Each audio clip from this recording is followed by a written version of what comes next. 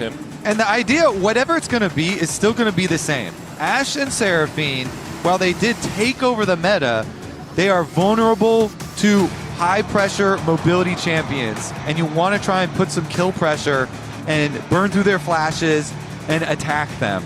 So you ban away the Zeri, but Yunara still up and available to do the Yunara-Lulu combination. Well, we haven't seen the Lulu. In my head, we had Yunara-Lulu. Makes sense. Lulu is going to be the first of the two selected. Does give you other options.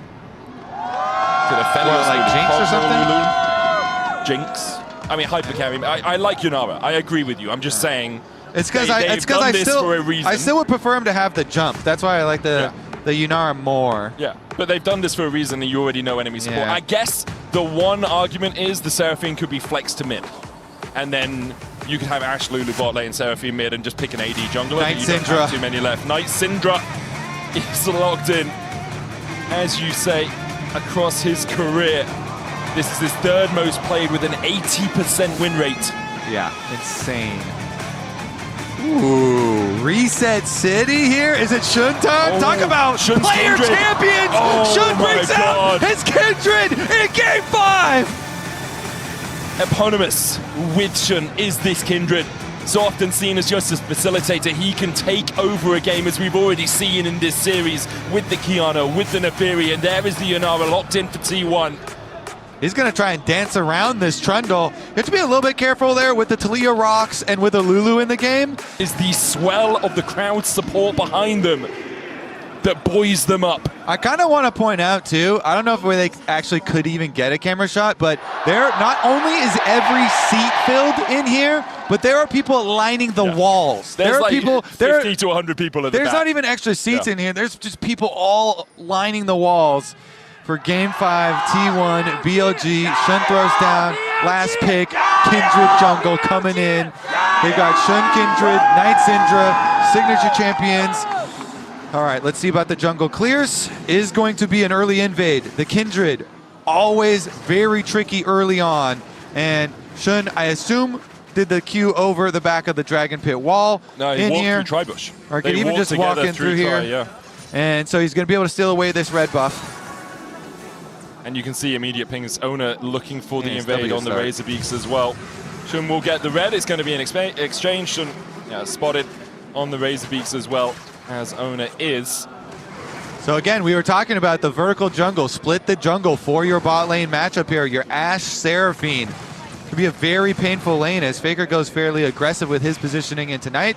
But trying to split this bottom lane to make sure you have jungle priority and you have range priority. The harassment from Ashe Seraphine, they rose to power with the synergy between the slow into the guaranteed snare from the Seraphine. And Shun splitting the jungle here, gonna apply the extra pressure.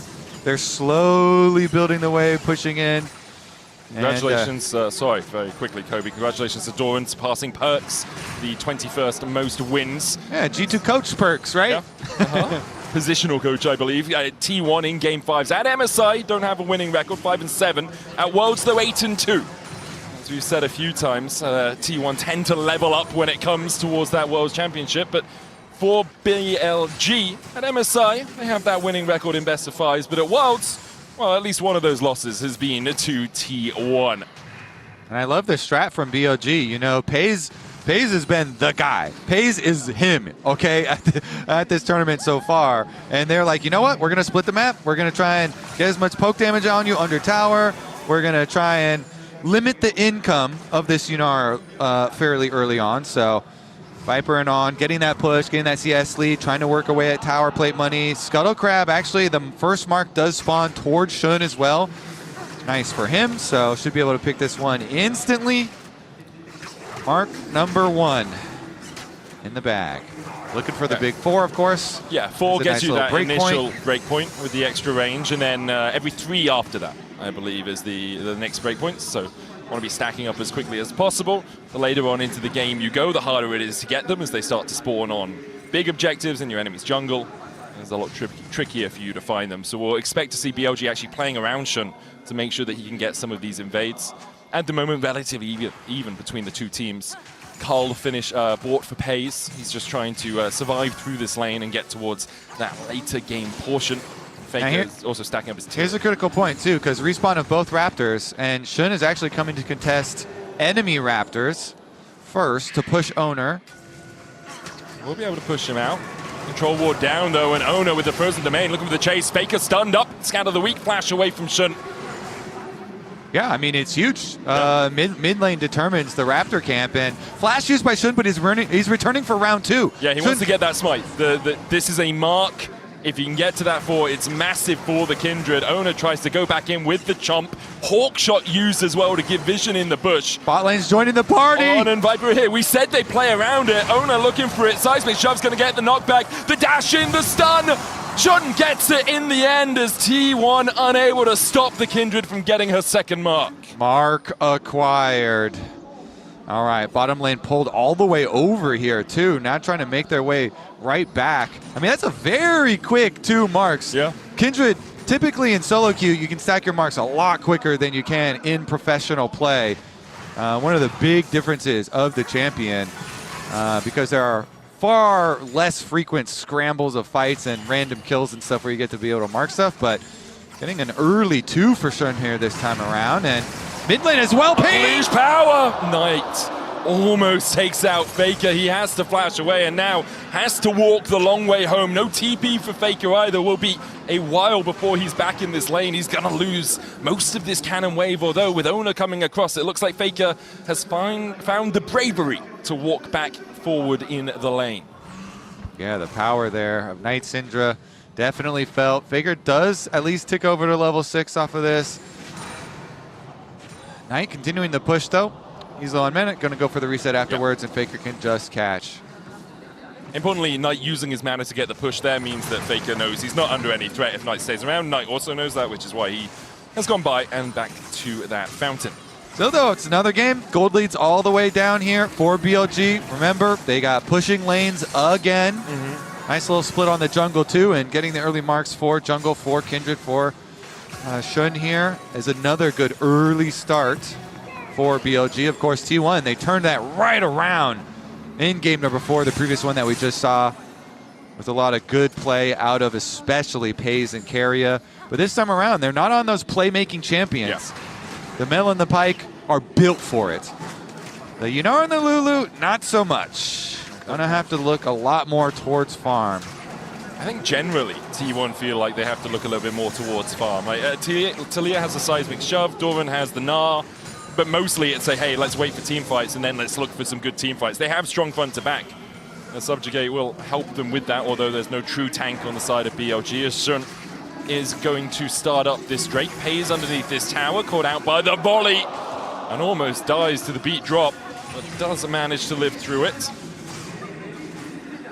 All right, should finish up on that Dragon too, with their priority in both mid lane and bottom lane. And during that timer of the Dragon where you know they're taking it, Owner slinking around, trying to make something happen, but they invested 2 control wards over here to try and get control and access from their jungle over towards mid lane. But it's not going to amount to much at all, and BLG's early game plan going swimmingly here. Nice early leads for them across the board and the objectives as well. Yeah, they're in a prime position in this game. 1,000 gold ahead, spread across the lanes as well. Knight obviously with that advantage, building up the splinters almost at 40, which gives you the double Dark Sphere. Allows you to keep 1 stack in reserve, and then it actually accelerates the speed at which you can get more. As our On and Viper now move towards the top side, 15 seconds on the grubs. BLG really just looking to take everything off the map in this early game. See about this invade though, because Owner is here with ult. Jumps onto Shun. Dance of arrows, the impale, the pillar not stopping it. We'll see the Lamb's Respite coming out as well. There's the encore as BLG 1 more out of the fight. Shun takes it, takes his 4th mark. Owner a little greedy, flashing into the Krug pit. Oh, very greedy. This is after this lane swap, and you know you've got Viper and On up there. I mean, dying up around the Krug's kind of reminiscent of against HLE.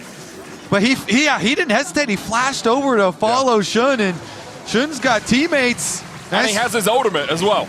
You've got the Lamb's Respite in that situation. Owner perhaps thinking, if I flash Chomp immediately, Shun won't have the time to use that Kindred ultimate, but Shun is so experienced on this pick as Pays and Carrier alongside Owner come across to try and contest the grubs. One taken, secured by On, and it looks like BLG will give up the ghost of the rest of them.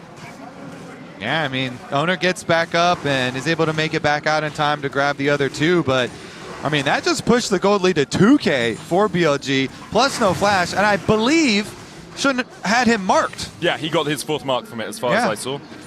So that is crazy. In a pro game, 4 marks at 9 minutes? Yeah.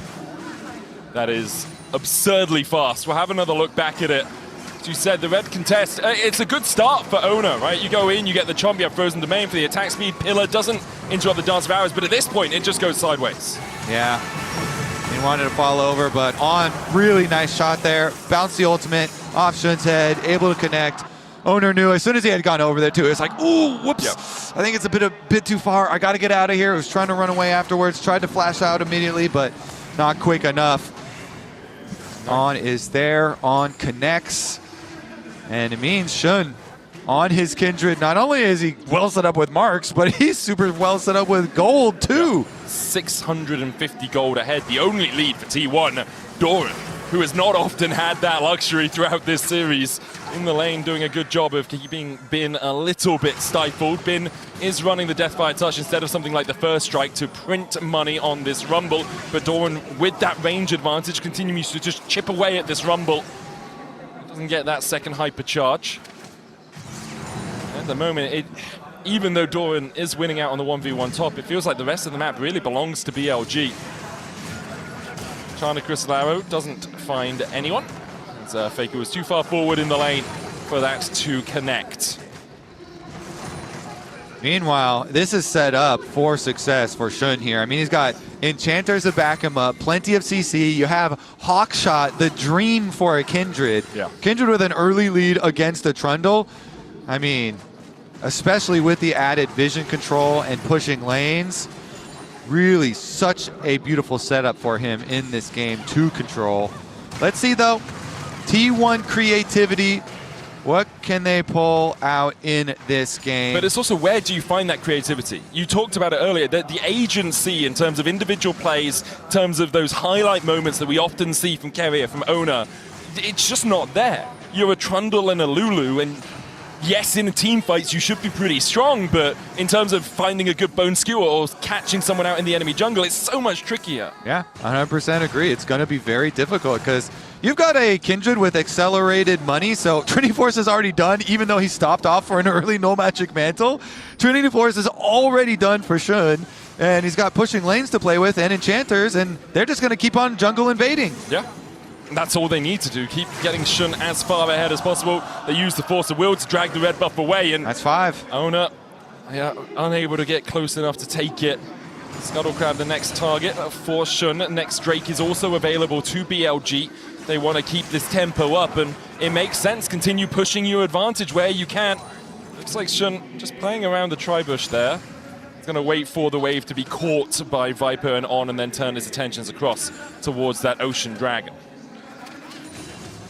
I mean, I guess you can say it again has to come down to some team fights for T1 to come up with some really big plays. Yeah. If you theoretically, you know, Doran, Gnar, you can try and like push people off of a Kindred ultimate or something like that. Kindred it's a very high pressure champion, but if you can CC chain with like Lulu and Gnar or something, you're trying to cook up dream scenarios here, but you can like, you know, push them off an ultimate or CC chain them or something like that to try and pull this lead back. But otherwise, Shun's doing a very good job increasing this gold lead, taking away camps, and Faker under attack. The encore onto Faker, unleash power from Knight, makes Faker take a knee. Dude, hats off to On, okay? Yep. Another really good ultimate on his mid timer here. Support able to make a big difference. Gets another kill. This one for Knight. And level 11 with 74 splinters is pretty good for him too. Yeah, he's in such an accelerated position as well. As you say, 2,000 gold, now the lead for BLG, and if you're looking at it from T1's perspective, it's becoming less expected and more miraculous in terms of a turnaround. You are looking for things outside the norm, to say the least. And even if you find a wombo combo, and even if you find a good team fight, you then still have to deal with a Lamb's Respite.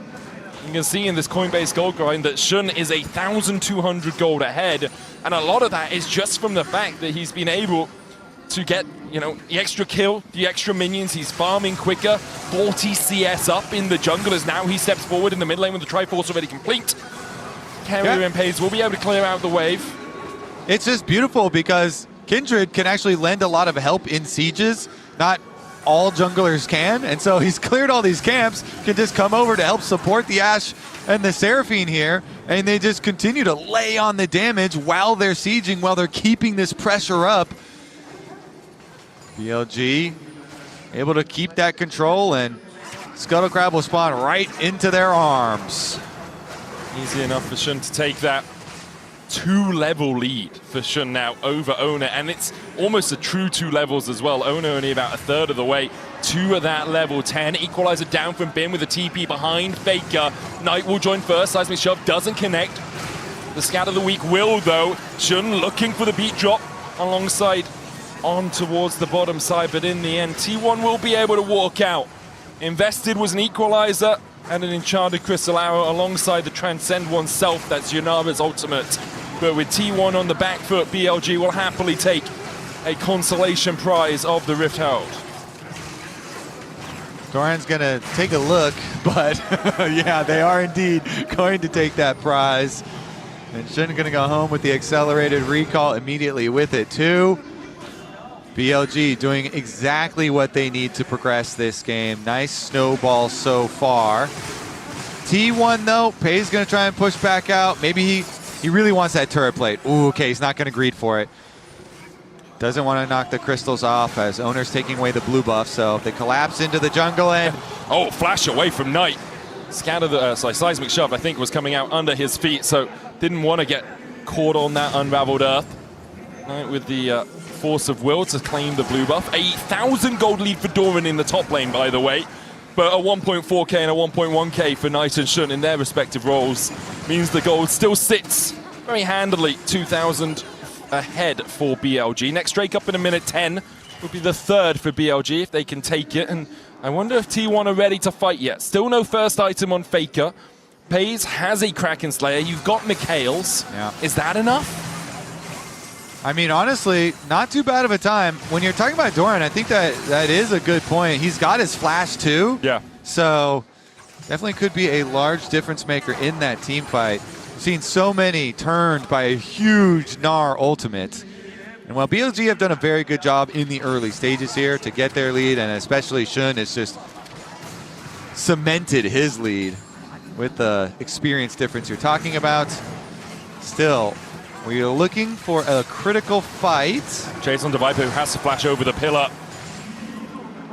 Good slow initially. Knight looking for Faker. Scout of the Week finds its mark. But no further follow-up there from Knight, who is at 84 splinters on his way towards getting that extra execution on the ult. Towards the river now is going to be able to clear out some vision with BLG. Faker, Seraph's complete. Yeah, I think before BLG get their second items, yeah, T1 might need to do something. You can see the range from Shun as well as we have the beat drop onto Ona. Enchanted Crystal Arrow hits onto Kerry on the back line. The encore coming out as well for BLG. They hold their horses. They rein them in. They say, not yet. We don't have to go for the full court press. Instead, take a moment, take a second, and reset. Let Bin join us. We force them away. They're low HP. BLG now trying to make a play on two fronts as Knight and Viper play for the Drake, and the push in mid means that T1 can't get in to contest. Yeah, so much damage there from BLG. Even though they don't get a kill, they push them off and they secure their Dragon Soul point. They've already made the bridge now. It's going to be very rough for T1. The clock on the very early Mountain Soul in this game. And BLG are just going to continue to increase this jungle lead. Kindred constantly will just continue to counter jungle a Trundle. I think the only shining light for T1 is that the gold lead isn't exploding. It is expanding, but not at a cataclysmic rate. 2,000 to 2.3 thousand. It's, you know, it's advantages, but sometimes BLG don't push those advantages as quickly as they could. They often do, but when they fail, it's because, at least in my eyes, they don't totally suffocate their opponents out of the game. Instead, they're willing to wait the 4 minutes, say, okay, we'll play for the Mountain Drake, maybe we'll find a pick here or there. The question is, will that be the case here? Is that the way T1 maybe get back into the game? Because BLG so far, when they've been in this position, in this series, have not given up the game. On again has been, wait a second, Knight does hit the stun here onto Faker, and Faker looking to try to trade back. Doran's on his way across, but Faker losing out on the 1v1. Unleash power, Saris the shield enough. Faker dashes away from the Dark Sphere. Faker with the seismic shove! Take a bow, Knight, because Faker is king here, and you must genuflect in front of him.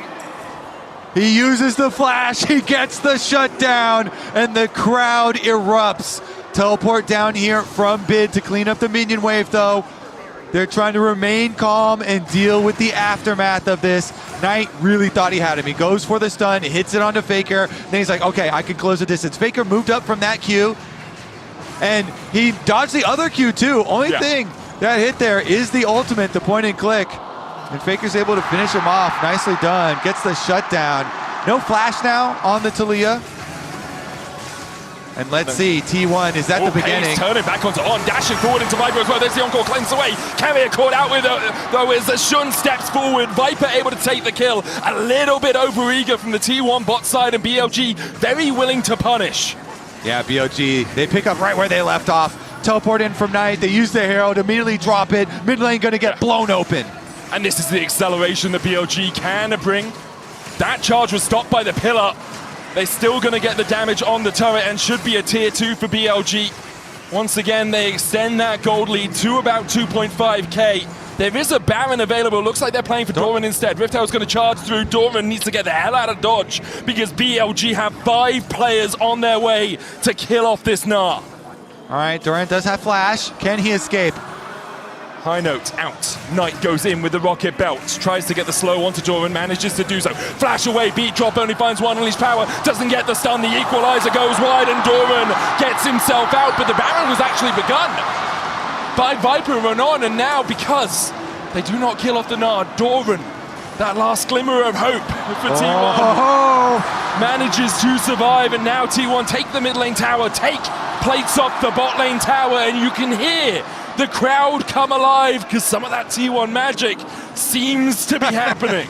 I mean, BLG, they split their focus trying to get Doran and starting the Baron, hitting a little bit, as you say, and T1 will make them pay for it. Doran does escape. The flash, the dodge, and then the hop. Him living allows for a little bit of counterplay there, little bit of money off the turrets on the other side of the map for T1, and we're only a minute and 10 seconds away from the critical dragon fight. The Mountain Soul will arrive imminently, and you're looking at the 2 item power spikes coming in.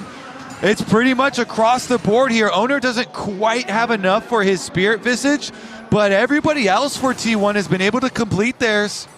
Where are we in terms of summoners as well? On no flash, that's the only flash lacking for BLG. On the other side, Doran, Owner currently no flash, Faker no flash, Pays no flash, Carrier no flash. It is a hard fight for T1 if they want to find purchase in it because they don't have that summoner luxury. The question is, do you give up Soul and take the Baron? I mean, they're positioning to get the vision control of it at the very least right now. Arrow onto Faker. He knows that's warded now. Haven't seen those arrows finding their mark as much as they'd like. No bullseyes yet for BLG as the bot lane tower falls to the slow advance. They're going to threaten it for sure. Minions. They're going to start hitting. T1 on the Baron. BLG, they must know. You see no one on the map. Wherever T1 is 22 minutes. Hawk Obviously shot. they're going for the Baron. There's a whole shot out as well.